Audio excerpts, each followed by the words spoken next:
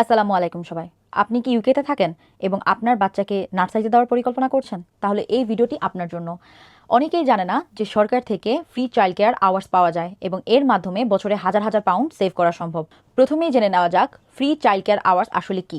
এটি হচ্ছে ইউকে সরকারের করা একটি স্কিম, যার মাধ্যমে যোগ্য পরিবারগুলো তাদের সন্তানদের নার্সারি, চাইল্ড কেয়ার বা চাইল্ড মাইন্ডারে রাখার জন্য নির্দিষ্ট কিছু আওয়ার্স বিনামূল্যে পেতে পারে। বর্তমানে আপনি যদি একজন কর্মরত অভিভাবক হন, তাহলে আপনার সন্তান 9 মাস থেকে শুরু করে স্কুল যাওয়ার আগ পর্যন্ত সপ্তাহে 30 ঘন্টা পর্যন্ত ফান্ডেড চাইল্ড কেয়ার পেতে পারে।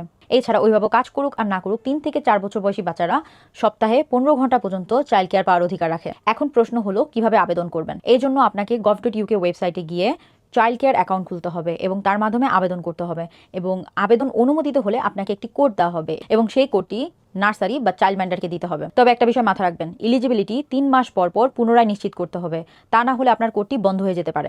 আরও একটি বিষয় মাথায় রাখবেন, চাইল্ড কেয়ার আওয়ার্স ফ্রি হলেও কিছু কিছু নার্সারিতে দেখা গেছে ন্যাপি, বাচ্চাদের খাবার বা অতিরিক্ত কার্যক্রমের জন্য চার্জ করতে পারে। ভিডিওটি উপকারী মনে হলে অবশ্যই সেভ করে রাখুন। দেখা হবে নেক্সট ভিডিওতে। আল্লাহ হাফেজ।